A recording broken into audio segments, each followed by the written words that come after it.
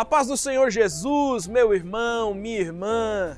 Que alegria estar aqui mais uma semana para estudar a nossa lição bíblica juntamente com você que tem nos acompanhado durante todas essas semanas.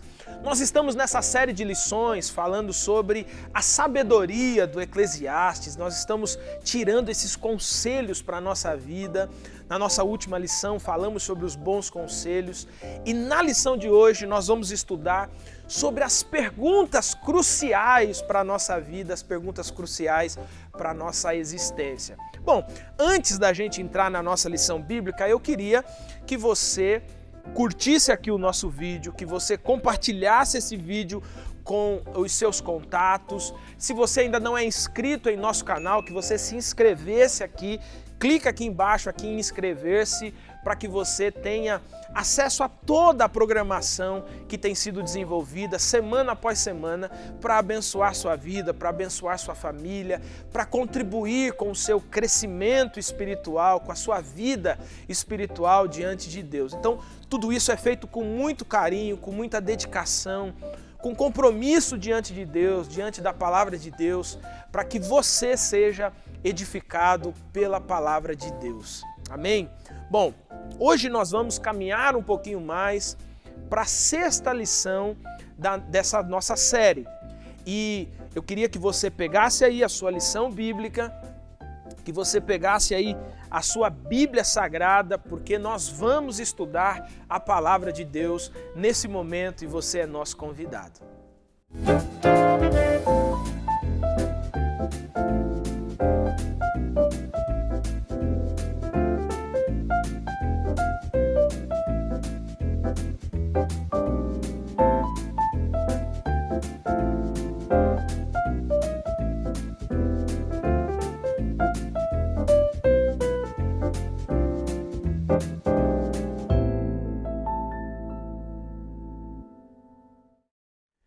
O texto de Eclesiastes, capítulo de número 6, versículo 9, diz assim: melhor é contentar-se com o que se tem do que sempre sonhar em ter mais.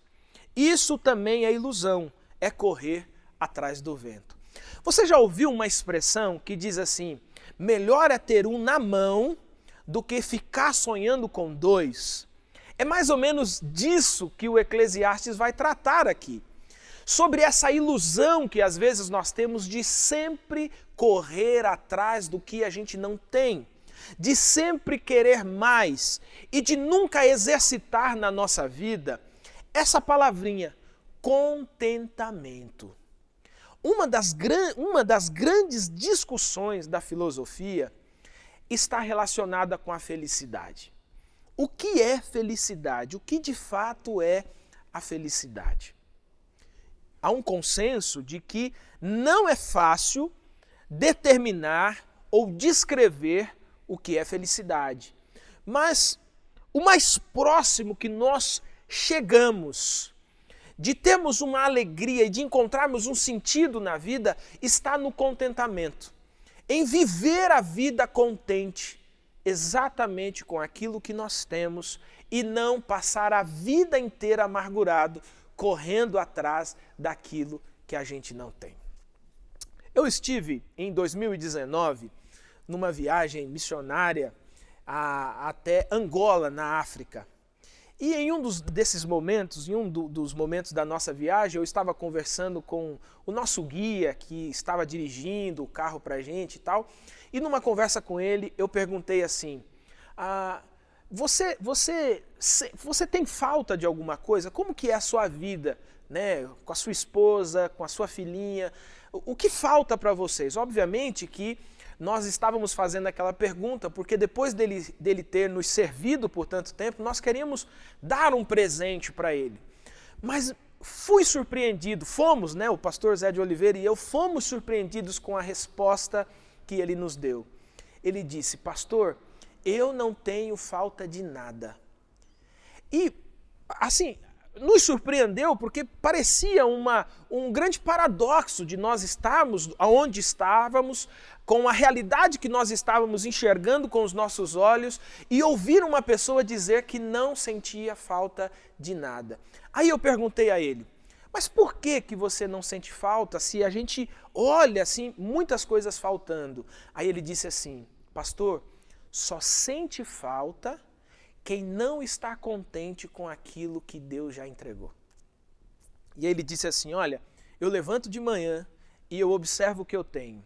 Se eu tenho pão, eu vou comer o pão. Se eu tenho uma farinha, eu vou fazer um mingau lá. Se eu tenho, pastor, eu estou contente com o que Deus nos dá todo dia.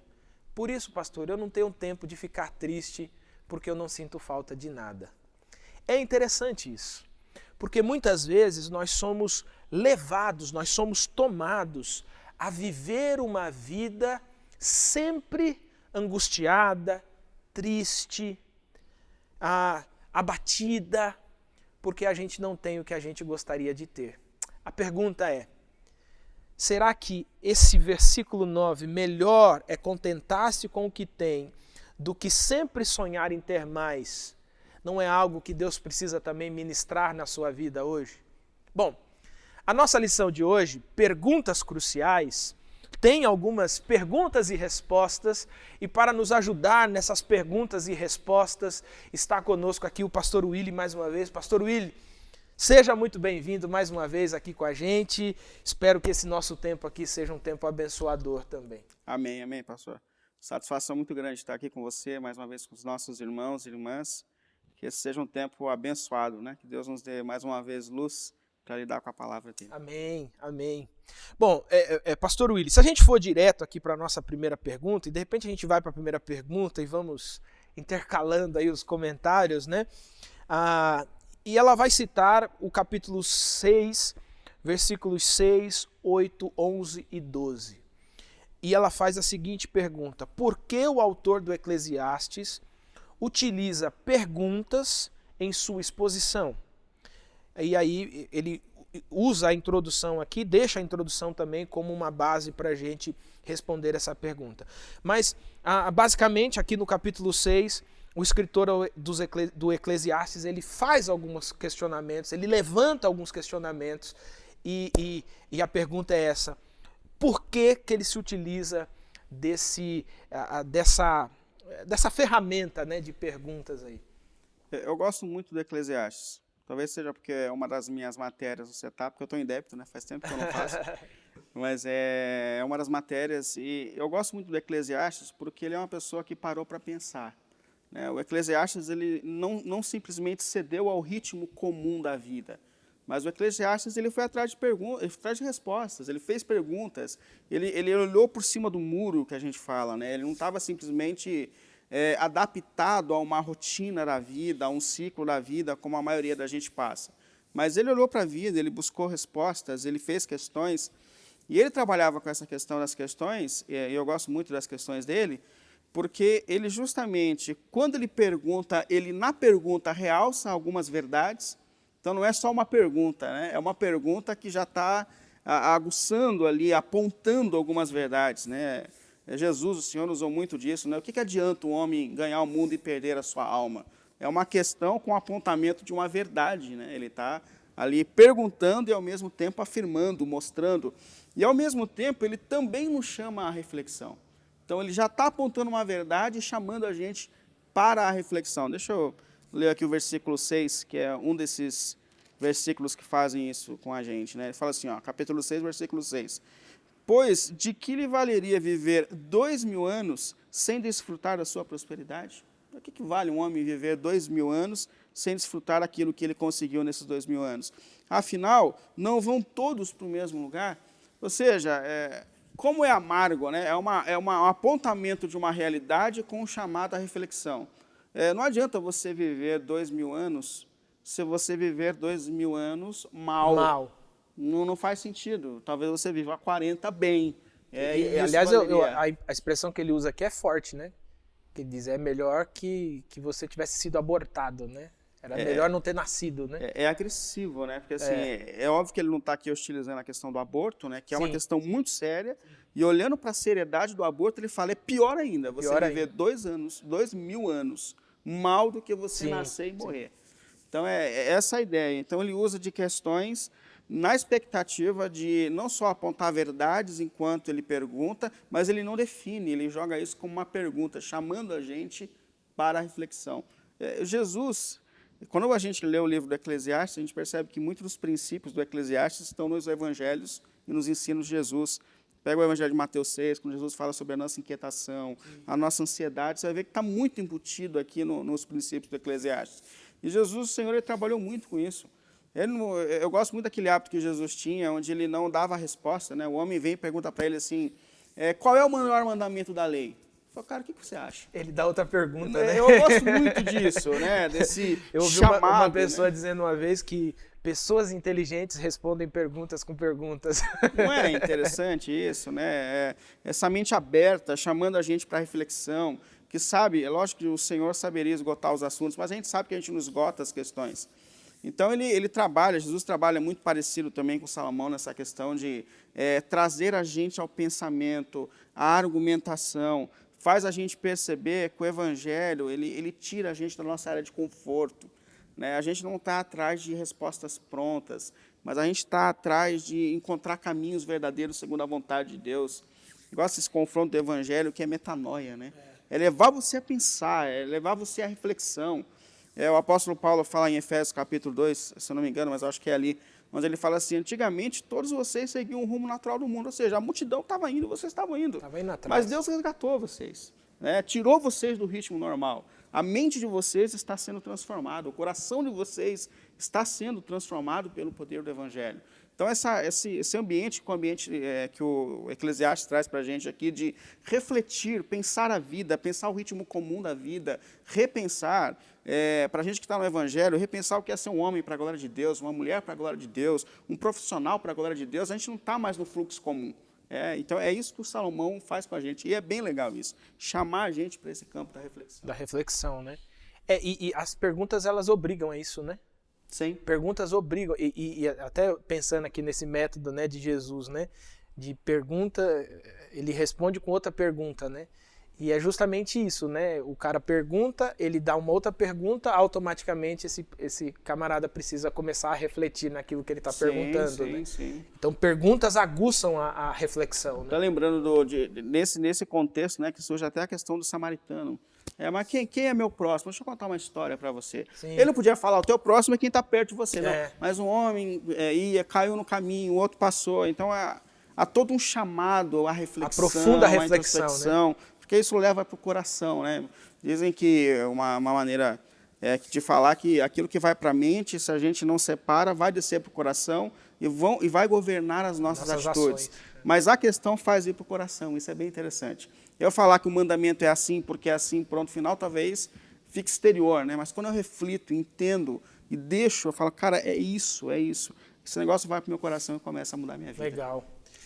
Lembrar você que o Evangelho e o cristianismo não é não é algo não reflexivo. Às vezes algumas pessoas têm a errônea ideia de que ser crente é não refletir. Sim. Né? De que ser um servo de Deus é não fazer reflexões sobre a vida. É muito comum as pessoas, tá filosofando demais, né? Tá filosofando muito. Só que o Evangelho exige reflexões. Nós precisamos refletir. E começa já quando Jesus nos chama a refletir sobre a nossa própria condição. Então, o Evangelho não é algo que nós seguimos cegamente, é algo que ele frutifica na mente, mas ele brota, né, do nosso coração. Então, é produzido pela nossa mente, mas ele encontra esse lugar no coração, e é aí que a gente encontra a firmeza. Nem está aqui nas perguntas, mas me veio aqui. Isso tem muito a ver, né? As pessoas, elas têm firmeza a partir daquilo que elas conhecem, né? Quanto menos você faz reflexões, inclusive sobre a própria fé, a fé que você tem, você é induzido a erros, e por ser induzido a erros, a sua fragilidade, né, em se manter firme em diversas situações acaba sendo também bloqueada, digamos assim, você fica mais frágil. Eu acho que isso entra bastante na questão que Jesus conta, por exemplo, daquela parábola do semeador, onde ele fala que existem vários tipos de semente que brotam, mas muitas não estavam em solo fértil. é o movimento, é o tempo, ela está lotada de espinho em volta, então ela nasce rápido, mas ela não tem firmeza. O apóstolo Tiago também fala sobre isso, né? Ele fala que são pessoas que são como ondas do mar, né? Muda o vento, ela muda a condição. Mas o que está dizendo, na verdade, é que essas pessoas não fizeram uma introspecção do evangelho ao ponto de enraizar no coração. Então, essa vida de questionamentos, à medida que a gente pergunta, e a gente vai encontrando algumas respostas, porque nem o Salomão quis responder tudo, né? Algumas ele deixou em aberto, algumas ele não chegou a dar o ponto final, né? Ele trouxe para a gente pensar. Mas quando eu penso e eu chego a conclusões, esse negócio vem para o meu coração de forma que ninguém tira. Então, a firmeza é maior. A fé cristã ela tem um ponto essencial, que é Cristo. Eu entendo quem é Jesus, eu entendo o que Jesus fez por mim na cruz, eu entendo que Jesus é o único caminho que pode me salvar, eu entendo que, quando eu entendo as questões essenciais, e a partir dali eu sou despertado a essa transformação da mente que vai exigir muitas questões e buscas de resposta para mim. Legal. Bom, uma das reflexões que ele vai fazer aqui é justamente sobre a riqueza, né? E aí a nossa pergunta 2, ela vai dizer assim: as riquezas trazem plena satisfação? Fale sobre as duas razões apresentadas no item 1 e em Eclesiastes, do capítulo 6, do versículo 1 até o versículo 6. E aí? A riqueza traz satisfação? Eu acho bom a gente destacar que o Eclesiastes ele não desprezou a questão de saber desfrutar da vida, inclusive muito pelo contrário, ele faz a gente... Ele enfatiza isso em cada final de capítulo, parece que ele dá essa mesma tecla, né? Ele está chamando, vocês estão jogando o que tem fora e vocês estão correndo atrás do que não dá acesso. Então, desfrutar não é errado, né? Se você tem recursos, se Deus tem te abençoado no seu trabalho, e se você passa uma boa fase, desfrute, faça isso, viaje, desfrute da vida com coerência, sensibilidade, não é isso que a gente fala. Agora, o problema é quando a gente entende que o dinheiro vai trazer a satisfação que a gente tanto procura para a vida. Aí é correr atrás do vento. Porque nunca vai trazer essa plenitude para a alma, né? Na verdade, os nossos ídolos, eu acho que o Salomão vai muito nessa questão de que todos os ídolos que a gente constrói na vida, na expectativa de que ele vai trazer algum tipo de satisfação, ele só vai sugar a tua energia e no fim ele vai te matar. Então, a gente fala aqui nesse ponto do dinheiro, mas a gente está aqui lidando com um personagem bíblico que teve tudo. Sim. Tudo que uma alma humana pode sonhar, onde ali está a satisfação, você fala assim, é dinheiro, ele teve, é fama, ele teve. É um grande amor. O Salomão falou, chegou um dia que tinha 1000 mulheres em casa. Então, assim, é um grande amor que te falta. Salomão teve. Chega um momento do texto que Salomão fala assim, eu não neguei ao meu coração nenhum dos seus desejos. Nenhum desejo, nenhum prazer foi negado. Que viveu nesse mundo e que teve tudo que sonhou e desejou. Aí você pergunta assim para ele, e aí, Salomão? Ele fala, é vazio. Eu acho interessante porque na ideia de Salomão, o tudo que ele adquiriu é um tédio, né? É um tédio. Não estava lá. Né? É incrível isso, né? Deus permitiu que alguém foi na frente, desfrutou, viveu, alcançou e teve tempo de escrever para a gente e falar assim, ó, sai desse negócio, porque você... É óbvio que a gente não está falando aqui viver a vida de uma forma sem dedicação, muito pelo contrário. Porém, a maneira que a gente lidar com as áreas da vida, isso é muito importante. Então, há um estudante, por exemplo, que acha que vai ser feliz quando acabar a faculdade. Você não vai receber o diploma, né? Você não vai encontrar a felicidade lá. Se você é um namoro, um relacionamento, um casamento, você fala, agora eu vou casar para ser feliz. Não. Você casou para fazer feliz. Porque se você casar com essa ideia de que a pessoa vai suprir tudo, você vai se frustrar. O sucesso financeiro, não está lá também. Pergunta para quem já esteve. Não está lá.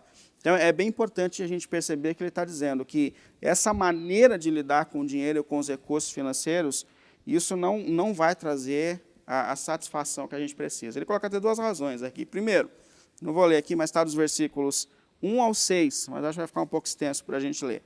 Mas primeiro ele aponta uma realidade. Não é porque você tem dinheiro que você vai desfrutar do seu dinheiro. Muita gente tem, mas não desfruta. Acho que o versículo 2 até... Não dá tempo.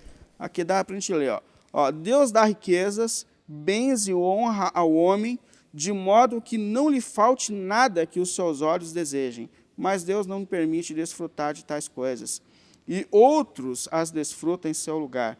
Isso não faz sentido. É um mal terrível. Ou seja, você vai ganhar dinheiro, você pode ganhar tudo, só que você pode não perceber que quem te dá sabedoria para desfrutar das suas conquistas Deus, né? é o próprio Deus. É o próprio Deus. Na verdade, o dinheiro pode fazer mal. Quantos casamentos, quantos relacionamentos, quantas amizades, na verdade, acabaram depois de conquistas materiais. Sim, sim. Quantos corações deixaram de se quebrantar porque tiveram conquistas. Aqui eu observo também que há um detalhe que é aquela ideia também de eu adquiro riquezas e eu preciso me desdobrar para manter as riquezas. Exatamente. E quanto mais eu me desdobro, mais eu não consigo desfrutar, né? E obviamente que nós não estamos dizendo que quem é rico não desfruta, né? Não, tem muitos ricos que desfrutam, recebem essa sabedoria de Deus para desfrutar daquilo que tem, etc.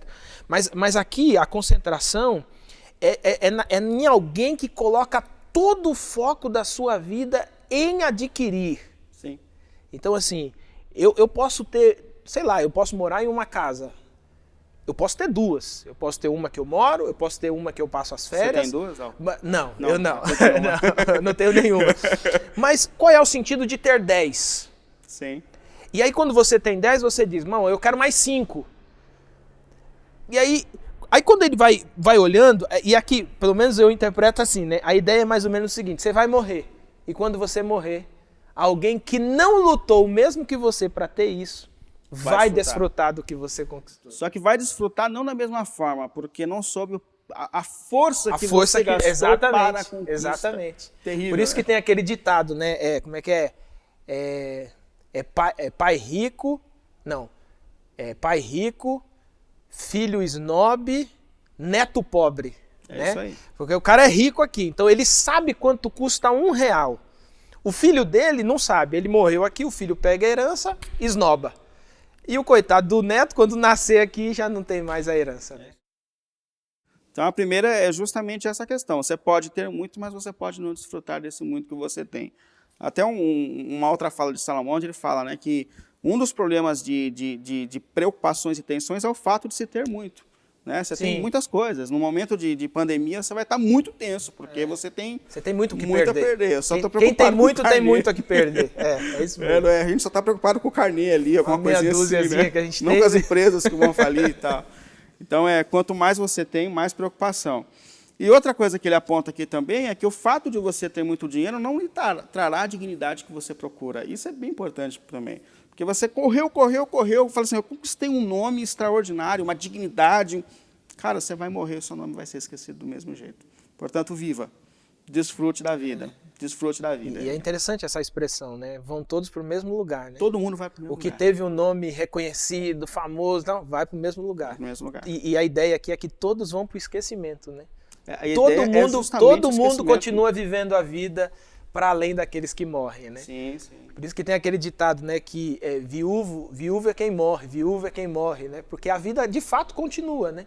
As pessoas vão, ajustam as coisas, arrumam as coisas. Sim. E daqui a um tempo é uma pequena lembrança de uma longa história, né? Por isso que a gente tem que buscar nessa vida coisas que marcam para valer aquilo que... Eu fico pensando em grandes homens, mulheres da história que tiveram um legado, de fato, que coisas que mudaram a história, que mudaram hábitos, que trouxeram uma nova maneira de pensar, porque isso fica, né? Marcar a história com atitudes segundo o reino, segundo o propósito de Deus. Porque a luta da conquista por riqueza por si mesmo faz vazio. Sentido, né? É vazio. É aqui que ele coloca no final, né? Que é pior do que uma criança que nasce morta. É que ele termina. Sim, ele coloca dessa forma. É pior dessa forma. E talvez seja um pecado você viver sem desfrutar da própria vida, né? Sim. Seria uma espécie de sobrevivência, né? Você só sobrevive. Então você não, será que não há nenhuma alegria na sua vida? Nem que seja de sentar na calçada com seu filho e, sei lá, jogar bolinha de gude, existe isso ainda? Bolinha de gude.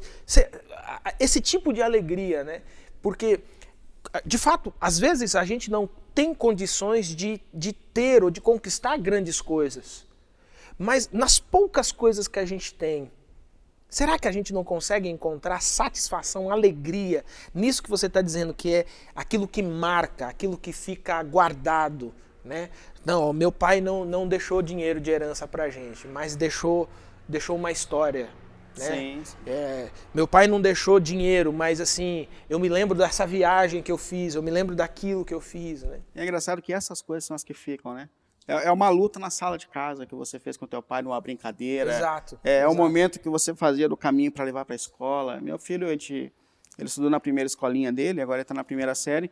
Mas a gente passou esses dias. Você falou, pai, lembra que a gente passava aqui, eu ficava pulando a calçada e você segurava a minha mão? Olha aí. Olha aí que interessante, né? Então, assim, é isso que fica para ele, é isso que marca. Para a gente ficou também. Também, né? também. Pra gente Isso ficou marca de maneira muito significativa, né? significativa. E às vezes as pessoas acham que o que marca é bem, né? Não é isso. É a troca, né? Isso é uma luta do nosso próprio ego, né? Da natureza sem evangelho, ou já com o evangelho, mas ainda precisando ser tratado. Então a gente quer ganhar o nosso lugar no espaço, a gente quer ter nome, a gente quer ter uma honra, a gente quer ser lembrado por alguém que venceu na vida. Até o dia que a gente entende que Cristo venceu na cruz por nós, encontra essa paz Eu não sei na se alma. você já conversou, a gente temos aqui um amigo em comum, né, que trabalha numa escola, uma escola grande aqui em São Paulo e uma escola de pessoas muito ricas, né? E ele me contou uma vez, ele me contou que um menino chegou e disse que tinha sido o aniversário dele e tal. E aí o menino falou, ganhei isso, ganhei aquilo, ganhei aquilo. Só que o menino não parecia estar feliz. Aí ele me contou que perguntou assim, o que você queria ganhar? E aí o menino falou assim, eu queria um abraço. E é interessante porque a rotina deles, né? Ele descreveu para mim, eles são deixados na escola às 6 horas da manhã e eles voltam para casa às 7, 8 horas da noite. Então veja, eles são deixados quando eles estão terminando de dormir, quando eles voltam para casa eles praticamente vão dormir. O contato com o pai, com a mãe é um contato limitado. Tem pessoas que vão ajudar nisso, mas ele não lida com a mãe diretamente, tem uma babá. Aí você olha e diz assim, que ser humano cresce de uma história dessa, né? Em que uma criança tem vontade de ganhar de presente abraço, ver pessoas sendo abraçadas e falar assim, nossa, isso deve ser muito bom, né? Sim. Aí a gente começa a perceber que não são coisas, né? As coisas mais importantes da vida não são coisas. Sim, né? sim. É isso aí. Essa ideia que ele traz aqui é justamente essa. Pior do que você viver pouco é você viver muito, mas não saber viver. Não saber viver. Isso é muito triste, isso é lamentável. Isso é lamentável. Bom, pergunta de número 3, então, vamos para ela. Com base no item 2, responda: de que maneira o trabalho pode se tornar um mal para uma pessoa? Que postura devemos tomar? Aí os versículos 7 a 9 também aqui do Eclesiastes. Tá, né? eu vou ler o 7 aqui para a gente ter um norte aqui. Ele fala assim, todo esforço do homem é feito para sua boca. Contudo, o seu apetite jamais se satisfaz. Ou seja, todo esforço que a gente faz é para suprir necessidades que nós temos. Porém, por mais que a gente esforce, aqui ele está falando na realidade dessa busca por saciedade pelo material, né? Aí ele coloca aqui, não vai ficar saciado. Você não vai encontrar saciedade. Buscar e ainda Você vai faltar. Vai correr, mas na verdade a natureza atingida pelo pecado, ela é insaciável, ela não encontra paz por si só nas coisas, nos bens conquistados. Ele fala que esse tipo de lidar com a vida, esse tipo de busca, é essa busca que ele teve, né? De conquistas materiais grandiosas, coisas extraordinárias, e onde ele fala, no fim de tudo isso, eu encontrei um vazio. A alma não se satisfará. Isso é bem preocupante, né? Para a gente pensar. Porque... E principalmente porque aqui não é um jovem que está escrevendo, né? Exatamente. Isso Foi um aqui- cara que desfrutou, Isso né? aqui não é um cara de 20 anos que está escrevendo sobre a... Não, Exatamente. isso aqui é um cara que já labutou bastante na vida, já está ali nos seus últimos momentos de vida e consegue, de fato, fazer uma reflexão de muitos anos, né? Sim. É bem importante a gente olhar para ele. E quando a gente olha para ele mesmo, ele dá um outro caminho, né? Ao invés dessa contínua busca por satisfação nas conquistas, ele fala de uma capacidade de desfrutar daquilo que já se tem, que a gente está dizendo aqui já em algumas palavras, né? Mas ele diz assim, versículo 9, melhor é contentar-se com o que os olhos veem do que sonhar com o que se deseja. Isso também não faz sentido, é correr atrás do vento. Mas melhor é contentar-se com o que os olhos veem, com o que já está acessível, com o que já está ali provável. E eu estava pensando aqui, a alma humana ela é tão desajeitada que ela normalmente ela quer aquilo que não pode, né? Ela quer aquilo que não está acessível. O atraente é aquilo que não se pode. E às vezes a gente perde a capacidade de perceber que tudo que a gente precisa já está. Já está acessível. É aquela ideia de a gente perde a alegria do que tem para gastar tempo na tristeza do que não tem. Né? Exatamente. É nesse ritmo aqui que ele coloca essa questão do trabalho como uma busca adoecida, né? Aí você vai pegar o apóstolo Tiago falando sobre isso, o apóstolo Paulo fala sobre isso, que são esses desejos do coração caído, da alma atingida pelo pecado, que tem uma sede, né, desde o Éden, para uma satisfação que ela não vai encontrar. E aqui não é uma crítica ao trabalho, né? Não é uma crítica ao trabalho. E também não é um chamado ao comodismo. Sim. Não é isso. É aquilo que a gente tem falado desde o começo. Aliás, ele tem falado desde o começo para a gente. Se a gente fizer disso a nossa razão, vai nos matar. Se a gente der o lugar certo, é saudável. Então, os estudos são saudáveis, a busca é saudável, o trabalho é saudável, a constituição de família é saudável. Agora, se a gente fizer disso a razão da nossa felicidade, achando que a nossa saciedade estará nisso, os filhos viram uma frustração, o casamento vira uma frustração, a igreja tudo vira uma frustração. Quando a gente coloca um ídolo, quando a gente dá uma razão maior do que deveria para aquilo, sabe? É essa a questão. Eu lembrei agora, não ia falar, é meio pessoal, né? Mas eu lembro de uma vez que eu estava numa reunião e alguém numa reunião falou assim para mim, olha, eu acho meio cansativo às vezes te ouvir pregando. E a gente é pastor, a gente está acostumado a lidar com esse tipo de coisa que a gente mais ouve, né? Bom, eu falei assim, irmão, eu também não me aguento, eu não me assisto. Mas eu percebi que aquilo mexeu comigo. Não foi a única arranhada da reunião, mas aquilo mexeu comigo. E eu passei uma semana com aquilo, eu acordava.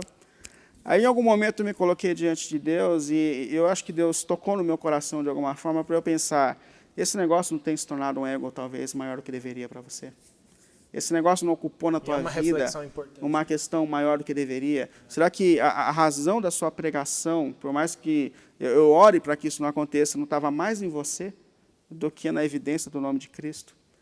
E eu voltei para casa, e depois demorou uma semana para eu admitir isso. E eu passei a orar mais em relação a isso. Eu passei a me quebrantar mais diante de Deus em relação a isso. Eu falei, isso podia estar acontecendo no meu coração. Então, às vezes o irmão que não é tão ajeitado para falar, pode ser usado para tocar, né? Então, esses são os alfinetes que Jesus usa para dar uma buchadinha na nossa bola, né? Mas eu fiquei bravo, cara. Eu fiquei uma semana resmungando. Eu falei para minha mulher, essa pessoa não sabe de nada, não sei o quê e tal. E eu fiquei tão chateado com isso. Mas teve um momento que eu me coloquei honestamente diante de Deus e eu deixei o Espírito de Deus sensibilizar o meu coração em relação a isso. Então, esse negócio ia me matar. Se eu não parasse, eu ia construir né, uma questão ali, e eu falei, caramba... Você cria toda uma conspiração em torno disso, toda uma teoria de conspiração, né? Então eu lembro assim, que foi um momento assim, de quebrantamento para mim de novo, sabe? Que a gente toma conta disso, né? Porque a gente sabe que pregar, estar à frente é uma questão difícil e sensível, mas ali foi um tempo que Deus falou comigo. Então, isso se aplica a qualquer área da nossa vida, né? Sempre que a gente colocar mais ênfase, o teu filho vai te frustrar. Sim. O teu filho vai te frustrar, o teu esposo vai te frustrar. A faculdade que você está fazendo não vai ser fácil como você está imaginando. Porém, quando a gente entende que Deus é o centro da vida, né, que o centro da vida e da existência está nele, e a gente dá às coisas o lugar de coisas, sim, é o que Jesus fala, né? Busca o reino de Deus e a sua justiça, e as coisas, porque ele está falando de ansiedade, o que causa inquietação na gente são as coisas.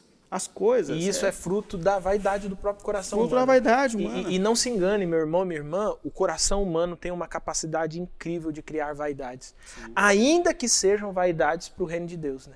Ainda que seja para o reino de Deus. Existem pessoas que desenvolvem muita coisa para o reino de Deus, mas essa vaidade continua sendo algo que a gente precisa lutar, que a gente precisa combater mesmo no coração. Sim. Tem até um livro muito interessante que é Você é aquilo que você ama. Justamente com essa ideia, tem né? Mesmo. Como a gente lidar com as vaidades que tem no nosso coração, né? E toda vaidade vai produzir frustração. Toda vaidade. É aquela maturidade que o apóstolo Paulo, mas demorou, chegou, né? Lá em Coríntios ele fala assim, eu já não me importo mais com a opinião de vocês.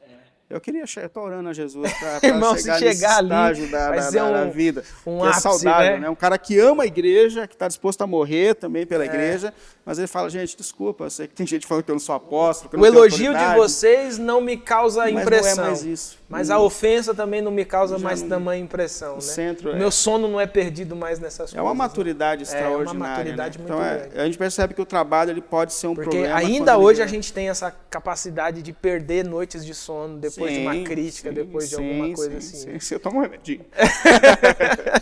Tomo uns remedinhos lá que já estão reservados lá para isso. Não, mas é mesmo, é mesmo. Eu já saí da igreja, assim. Uma vez, você falando dessa questão da pregação, uma vez eu preguei assim também na igreja, no sábado de manhã, e aquele cumprimento na porta. Que pregação, papai. Maravilha, que lindo e tal, tal. Aí um irmão pegou na minha mão e falou assim, pelo amor de Deus, hein? Achei que não ia acabar mais. Que pregação longa! Aí você pensa assim, meu pai amado. Tá bom, irmão, eu vou encurtar na próxima, né? Mas a gente de fato vai embora nervoso, vai embora frustrado, o coração, mas de fato é aquela vaidade tentando tomar conta do nosso coração. E é ela que vai nos frustrar, né? Disso que ele está falando do esforço, do trabalho, quando ele vira uma essência em si, né? Quando ele tem razão em si. Esses ídolos sugam-nos e nos matam depois. Nossa última pergunta, então, pergunta 4, né? A quarta pergunta, antes das aplicações, né? Há alguma esperança de contentamento nesta vida? Essa pergunta é muito interessante, né? E esse é um debate filosófico, inclusive, né? O que o autor procurou despertar no coração dos seus leitores?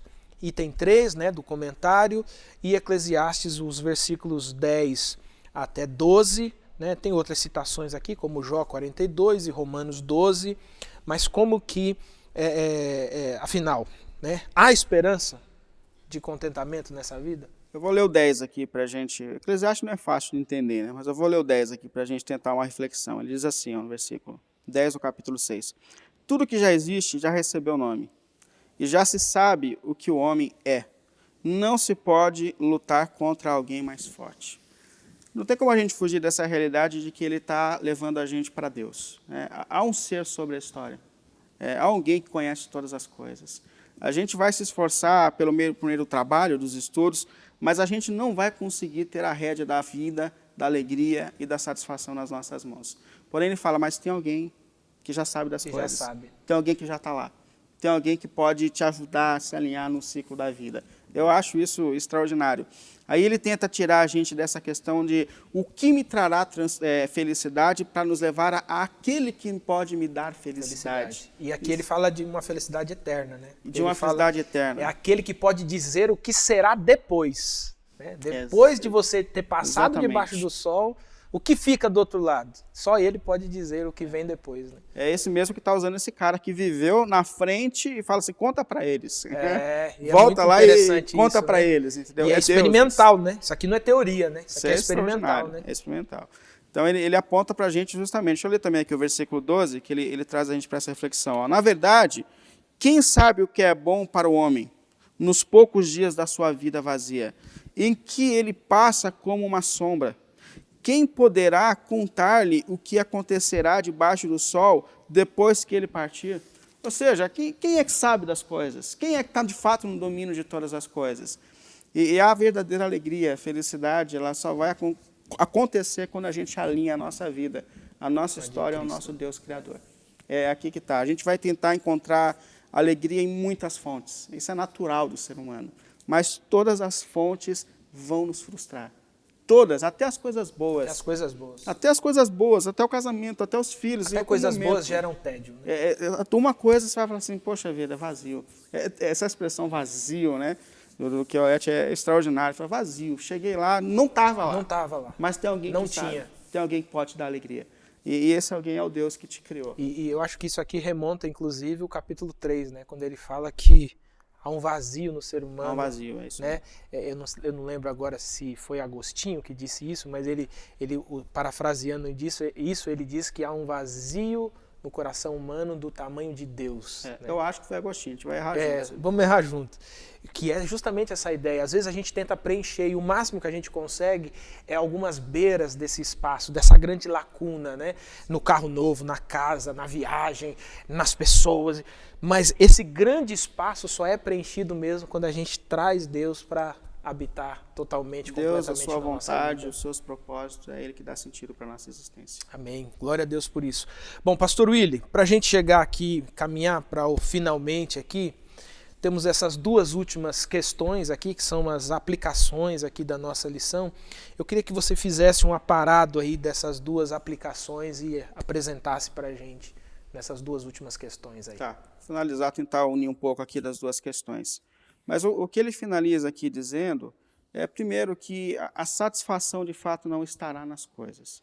Né? A satisfação, é óbvio que a gente está dizendo aqui, a ideia não é que a gente se acomode diante da vida, que a gente abra mão das lutas, que a gente deixe de trabalhar. Muito pelo contrário, o Salomão ele foi uma pessoa que não se adaptou à vida, ele não olhou de forma deixando a vida passar, ele sofreu com isso, ele levantou questões diante da vida. Porém, ele também está ajudando a gente a encontrar respostas. Ele está falando, olha, eu estive lá, eu conquistei. Talvez muita gente hoje, numa fase de juventude, está dizendo, eu vou ser feliz quando eu arrumar a pessoa da minha vida. Não, não vai. Se Deus não for o centro da tua vontade, da tua vida, não vai. Você vai se frustrar. E detalhe, você pode casar e casar e casar. Eu lembro de uma vez que eu atendi um irmão, onde ele falou isso. Ele falou, pastor, eu vou passar pelo meu segundo divórcio. Isso está acabando comigo. Aí eu falei, por que você vai? Não, porque a primeira tinha esse problema, e essa agora, depois de 5 anos, tem esse problema. Falei, irmão, você vai separar 10 vezes. Porque isso que você está procurando, esse você problema tem vai Deus. Sempre encontrar, né? E eu lembro assim, uma pessoa já muito adulta, tal, e eu expliquei o evangelho para ele. Eu expliquei como é em Deus que ele vai encontrar essa plenitude da vida, como é na vontade de Deus. Eu lembro dele chorando, sabe, diante da questão. Ele falou, cara, eu nunca tinha entendido o evangelho, eu nunca tinha entendido que é em Deus que eu vou encontrar a plenitude da minha vida, mas é. Então, a gente tem alguém aqui claramente que foi na frente, sofreu, lutou, passou, conquistou e falou, gente, é vazio. Então, é um momento muito sério esse do Eclesiastes para a gente parar e pensar, onde está o meu coração? Né? Onde eu estou colocando a firmeza da minha vida? Qual o lugar que isso tem ocupado nas minhas prioridades? Porque é importante, mas talvez tenha sido mais importante do que aquele que dá sentido para a vida. É mais ou menos isso aqui que ele resume, chamando a gente para Deus. Eu acho que esse é o resumo do capítulo 6, né? Sim, o resumo do capítulo 6. Coloca a expectativa nele. Porque por mais que você conquiste, por mais que o seu nome seja famoso aqui, o que acontece depois não está mais sob o seu domínio, né? Só ele tem o domínio sobre tudo. Só ele. Então, como viver bem aqui, mas ter a garantia de uma vida eterna. Então, viver bem a eternidade. Conectado com a eternidade, né? Eu acho que a todo tempo a gente está nesse conflito, né? Entre a vontade de Deus, a prioridade da vontade de Deus e as nossas escolhas. A prioridade da vontade de Deus é que vai dar sentido. Precisa ser estabelecida e mantida na nossa vida. É isso que a gente vai encontrar sentido ali. Pastor Willy, obrigado mais uma vez pela sua participação. Estamos chegando ao final da nossa escola bíblica. Eu queria que você orasse por nós aí nesse momento final. Pai, em nome do Senhor Jesus, a gente te agradece muito por mais esse momento que nós tivemos de estudo da sua palavra. Te agradece por tudo quanto o Senhor já fez por nós, por tudo quanto o Senhor já abriu pelo sangue de Cristo na cruz, nessa caminhada, nessa jornada espiritual, por toda a graça que tem alcançado a nossa vida, apesar das nossas imperfeições, apesar dos nossos erros, nós sabemos que nós só estamos aqui porque o Senhor é um Deus de amor, um Deus paciente, mas nós queremos viver para a Tua glória, Senhor. Nós queremos e precisamos corresponder ao Seu amor. Por isso, ajuda-nos, Senhor, para que a gente consiga escolher por Ti em todas as decisões essenciais da nossa vida, Senhor. Livra-nos desses caminhos vazios, Senhor. Livra-nos desses caminhos que não trarão a plenitude da vida que nós só temos em Ti e no Teu Evangelho, Senhor. Guarda o coração e a caminhada dos jovens que talvez tenham dado prioridades erradas às suas vidas e às suas existências, mas que o Evangelho chegue de uma maneira poderosa e que essa experiência do Salomão traga a clareza, meu Deus, para que a gente consiga priorizar Cristo e a sua vontade, na certeza de que só em Ti nós temos o verdadeiro sentido da vida e o prazer da existência. Em nome do Senhor Jesus. Amém, amém. Mais uma vez, pastor Willy, obrigado, que Jesus te abençoe. Meu querido irmão, minha querida irmã, chegamos ao final da nossa escola bíblica. Eu quero dar alguns recados para você antes da gente desconectar aqui, porque eu sei que você está assistindo a gente na quarta-feira. Nossa escola bíblica é reprisada aos sábados, então para quem está assistindo agora no sábado, vai correr para o culto, vai assistir o seu culto. Mas eu queria lembrar você de se inscrever aqui no nosso canal e de também acionar esse sininho aqui para que você possa receber uma mensagem todas as vezes que um vídeo novo entrar no ar. Lembro você também das nossas redes sociais, Promessistas Brasil, lá no Instagram. Entra lá no Instagram, tira uma foto sua assistindo, participando da nossa escola bíblica e marca a gente lá, coloca @Promessista Brasil, #Escola Bíblica Especial, que nós gostaríamos de ver você, de compartilhar essa sua imagem, estudando a lição bíblica juntamente conosco. Olha só, quinta-feira, Promessas de Esperança, com o pastor Genilson, às 20 horas.